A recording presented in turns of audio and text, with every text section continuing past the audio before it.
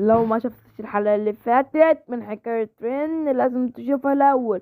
وعندكم تحدي إن احنا نوصل 1000 مشترك قبل ما ندخل على سنة 2023. ومن غير ما نطول يلا بينا نبدأ الأنمي بتاعنا. تبدأ الحلقة بتاعتنا بالموظفة وهي بتكلم رين وتقول له: انت جمعت 10 قطع من أحجار عفريت 2028 عشبة طبيعية. دي يا جماعة ايه هي الاحجار العفريت؟ احجار العفريت اللي جمعها رين لما قتل وحوش او غول. يطلع حجر. وقالت له: مبروك يا معلم، انت معانا دلوقتي. بتديله بطاقة المغامر بتاعته وبتقول: دي هديتك من النهارده، حافظ عليها، ودي مكافاتك 50 قطعة نحاسية، وكل مرة ترفع رتبتك هتجيب فلوس. وانا متأكدة انك هتترقى بسرعة جدا. يقول: لا معلش اتأخرت عليك. ونشوف كنادي مبسوطة وتقول: يعني انت بقيت مغامر دلوقتي؟ ايوه، ايه رأيك تشتغل معي؟ قال لها: طبعا ما عنديش اي اعتراض. ونشوف راجل جا وبيتكلم وبيقول: ايه اللي انا شايفه ده نوع نادر جدا. ويبص على كنادي ويقول: روح قطة حقيقية. بيقول لها: في حاجة يا معلم ولا ايه؟ قال لها الراجل: اصلا انا ما شفتش واحدة حقيقية كده والحلاوة دي. تعمل ايه هنا؟ قالت له: مالكش دعوة. قال لها: مفيش ايه رأيك تيجي نشرب حاجة سوا؟ بتعصب عليها وتقول لها: رين ده هو اللي روضني. الراجل طبعا استغرب وقال لها: روضك؟ قال لها رين: ايوه انا مروض وحوش. بيضحك على الراجل ويقول له: ازاي اروح القطط اللي هي من انواع العطور، وازاي واحد زيك كده يروضها؟ شخص بتقول لك الندي رين هو مروض وحوش واقوى منك. بيقول باستغراب: يعني القزع ده اقوى مني؟ طب يلا نشوف من الاقوى والجايزة اكون الفتاة. بيقول له: انت مروض وبتحوش وبتقدر تروض روح قطة. بيروح له بيكون خايف. بيقول له الراجل: خلي بالك بقى دراعك يتكسر يجيلك فيه كسر يعسل يا حلو يا صغير. بيقول نفسي الروح حتى لو اعمل كل اللي اقدر عليه عشان اساعدها. بيقول له: يلا استعد. ومن اول مرة كسبوا بتيجي الموظفة بتقول فيه: وشافت الراجل وبعدين تسفت رن وتقول لها: معلش النقابة كان شاكة في سلوكه، وانا كمان كنت علقت رخصته. ونشوف الموظفة خبطته بالترابيزة في وشه الراجل بعد ما مسك الفستان بتاعها.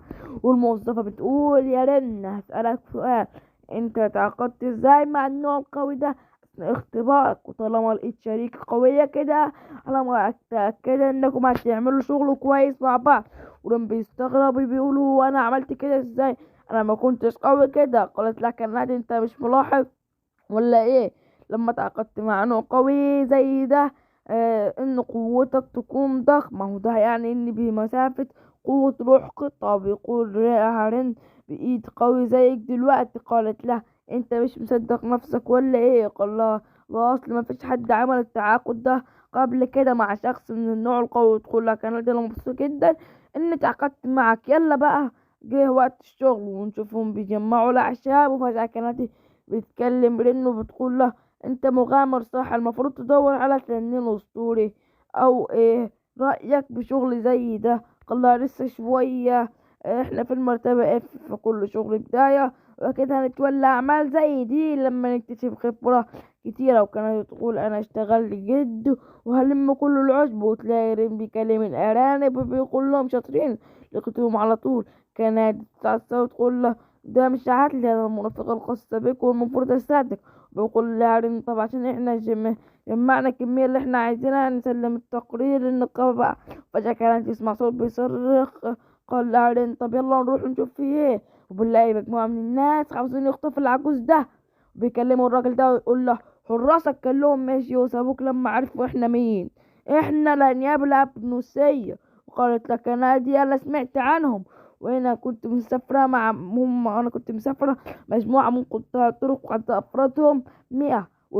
وسمعتهم وحشة في كل مكان وهي خطيرة جدا. يلا نبينا نمشي ونطلب المساعدة. رون بيقول: لا لا، احنا لازم نوقفهم وننقذ الراجل العجوز ده. هقفز عندهم وانت احمي العجوز. وبيهجم لنا عليهم وبيضربهم واحد ورا التاني بكل قوته. وبنشوف كنادي واقفة تبص على رن. كنادي مبسوطة به جدا اللي لسه بيهجم عليهم، وكانت واقفة تتفرج ومذهولة جدا بشجاعته. واخيرا خلص عليهم وبيقول لك: نادي ايه الاخبار؟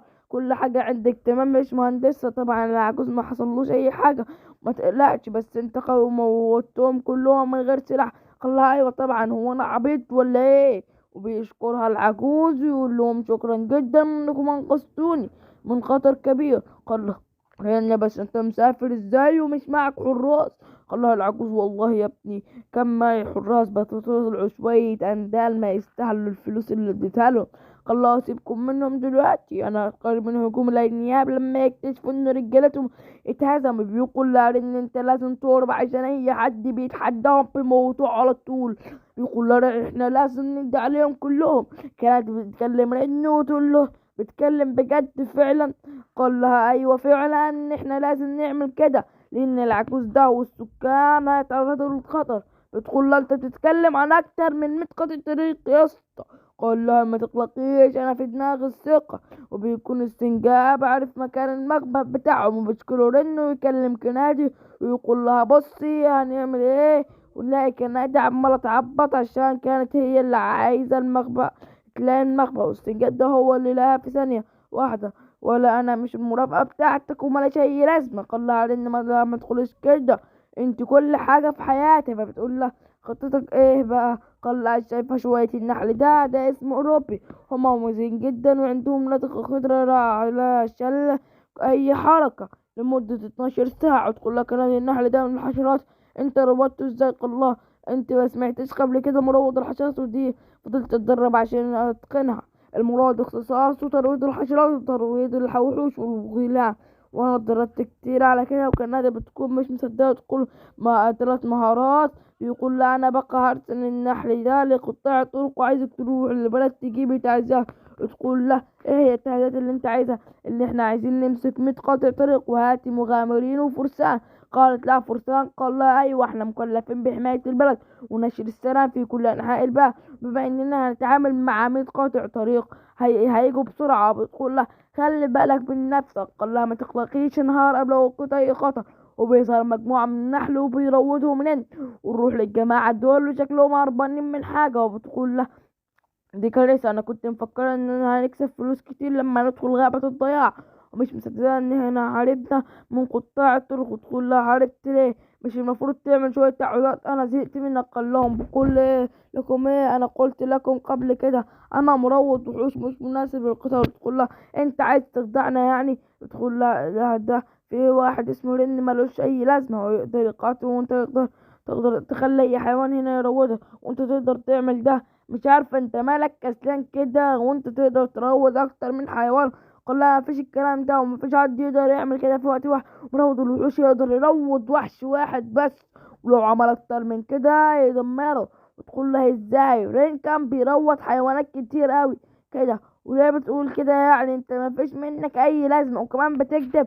وكانت عايزة تستخدم سحرها وتموته لكن هرب بسرعة. بتقول طب ازاي رين كان بيعمل كل ده؟ وقالت لا أكيد عمره ما هيكون فالح في حاجة. وتشوف من الناحية التانية النحل في طريقه المخبأ، كل الناس واقعين على الأرض ومش قادرين يتحركوا. وتظهر كنادي وتقول له كله تمام جبت المساعدة. وفي راجل بيتكلم رنه يقول له أنا مفهوم جدا باللي أنت عملته. ويقول لا أنا شايف مغامرين فين الفرسان؟ قال لا ما حد جه. وقال لا احنا ما عندناش وقت نتعامل معكم. فجأة الأرض اتهزت وبيسمعوا صوت وحش بيقول إن مستحيل في وحوش الملك هنا وبيعملوا ايه والوحوش دي هنا والرجالة. الراجل ده بيتكلم يقول كنا بنحتفظ بيهم عشان اللحظة دي. رن وكنادي بيجوم عليهم بكل قوتهم بيقول للمغامرين خدوهم واطلعوا برا واحنا هنشوف شغلنا. وبيجوم عليهم من تاني هما الاتنين وبضربة واحدة بيخلصوا عليهم. وبتكون الناس برا قلقانة جدا ورين فرحان جدا بيقول للناس مهمتين بيها وانا الشخص اللي اتطردت من الفريق عشان ملوش اي لازمة. وبيشكر كنادي وبيقول وجودك معايا مخليني حاسس بان اعرف اعمل اي حاجة. وبتفرح كنادي. وهنا خلصت الحلقة 2، يلا بينا ندخل على الحلقة 3. بتبدأ الحلقة برن وهو بيحكي اللي حصل مع الأنياب الهندوسية بعد ما قبض عليهم وراح لنقابة المغامرين. ففرحوا جدا بالإنجاز اللي عملوه وتم ترقيتهم من المستوى A للمستوى E وكمان أخد مكافأة حلوة جدا. وبعد ما أخدوا المكافأة نزلوا المدينة واشتروا كل المعدات اللي كانوا محتاجينها. وكمان اخدها وتعايشوا سوا وراح فندق 5 نجوم وحجز اوضتين يناموا فيها، بس مش بيلاقي غير اوضه واحده، فبيتضايق رن لانه مش عاوز يبقى مع كنادي في نفس الاوضه. لا يا راجل عندك كرم، فبيقول لها انه ينام بره الفندق خالص عشان يسيبها براحتها. هي دي الرجوله يا جماعه. فقالت لها انها محتاجاك لحد هيحكم عليها ولا حاجه، فبيوافق رن بيقول لها بس المفروض ما تخافيش في اي حد.